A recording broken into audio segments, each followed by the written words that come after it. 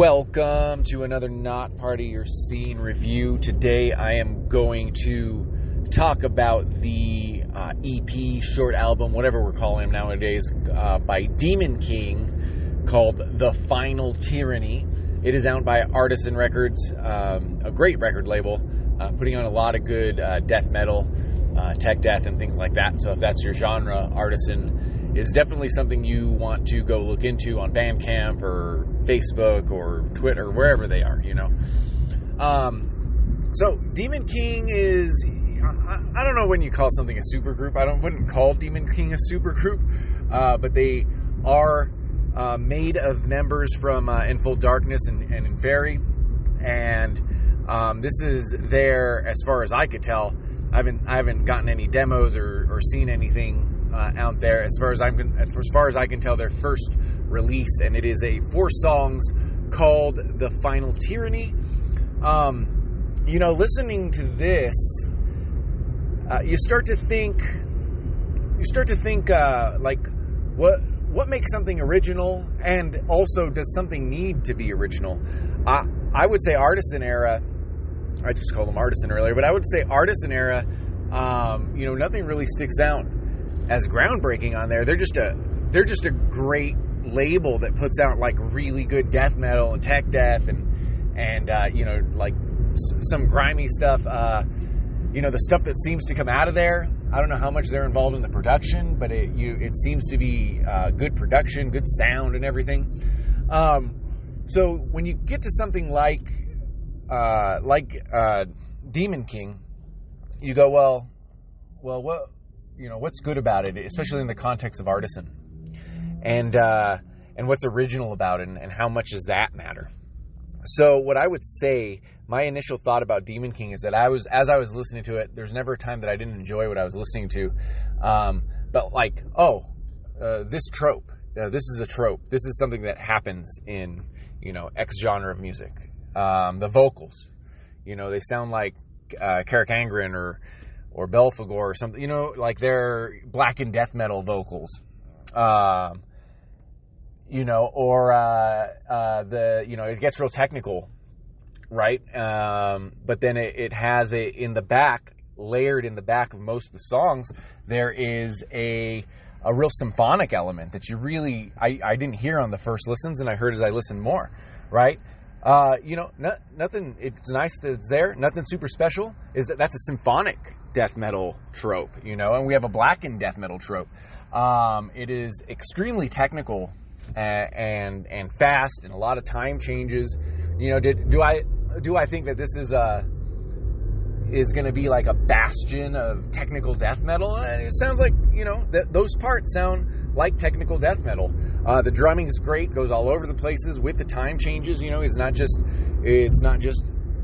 Slayer drums, or a blast beat or something like a black metal would be.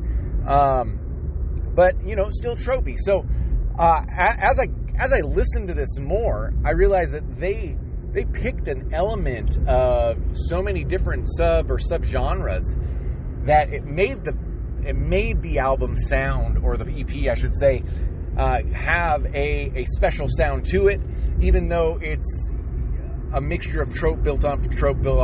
And listen, that might be an insult to them or someone that loves this band or their mom. I don't know if it is or not, but it was like the right mix, and I'm sure there are plenty of tech death bands that play with a keyboard in the background or whatever, or some kind of a sample.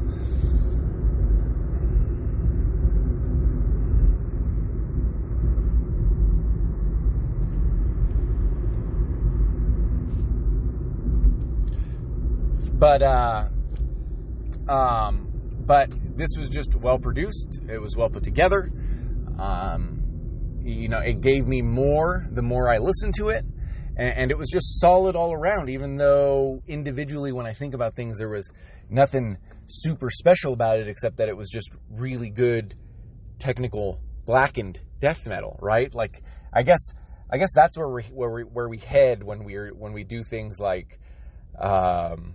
Talk about originality in this world. It's like, how many subgenres can you mix that you have to call it that, So I think overall, it's a solid entry. I think that this is probably more for the tech death fan. If you're one of those people that listen to tech death sometimes and have that thing where it's like, it's too technical, it's too fast, I don't know, there's too many time changes. Some people just love lots of notes, lots of speed, lots of technicality. So I think it really is based there, but at the same time has all those other elements that could possibly make it more interesting for the tech death fan.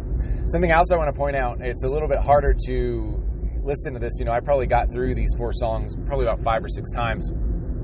But it seems like there's an actual lyrical, I hesitate to say agenda, right? It's not a political agenda or something, but it seems that there's almost a unity in the lyrics. Like there may be like a story is being told lightly. I don't want to call it a concept album. And when you think of things like, it's called, the name of the album is called The Final Tyranny, and the name of the band is called Demon King. That's almost like the antagonist in some fantasy book or something like that. It makes it feel like maybe they're also trying to tell a story going forward, which I'm all on board for, but that's something hard to tell. The album's a little bit, or the EP's a little bit too new to really get a feel on whether or not that they're trying to do like a concept album or a long form story in it. But if they are, I'm all for that. Like tech death needs that, basically. It's unfortunate. It looks like according to Encyclopedia, according to Metallum or Metal Archives, it looks like that Enfold Darkness and Inferi are done.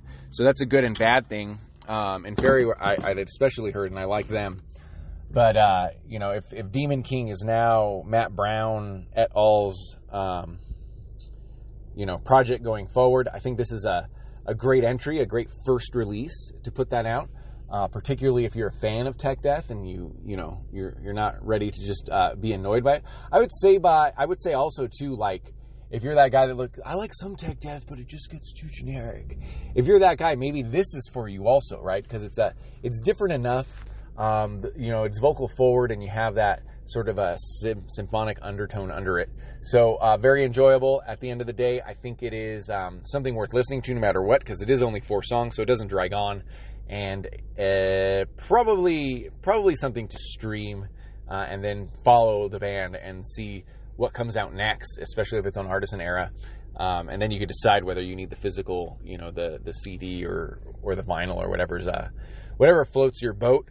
And then the last thing I'll say is, I'm listening to this recording. The band is pretty new, and it sounds good.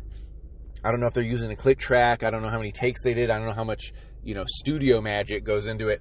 But I will say that for this kind of band, when I see them live, that will really affect how I feel about the music in general, the album. Like, I think maybe like bad players can figure out, with enough takes or enough producing, can figure out how to make an album sound like this, but if it doesn't click live, then, it will make me think a little bit differently about this and about the band as a whole.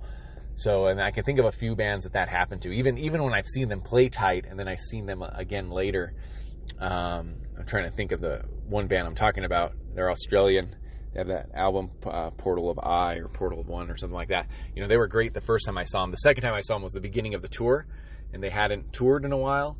And, they were a little bit sloppy for something that needs to be real tight and skilled and timed and stuff like that. So that's the way I see, Demon King. But otherwise, though, you're a metalhead. That's 4 songs. Put it on your playlist. Listen to it a couple times and see if this is the tech death for you. Anyway, thank you guys for listening. This is Not Part of Your Scene. You find me at Chris Sarda. You go to notpartofyourscene.com, where I do all kinds of stuff, not just music. And then also the YouTube channel where the audio of this will appear, including all the podcast. Hubbaloo. Thank you guys for listening.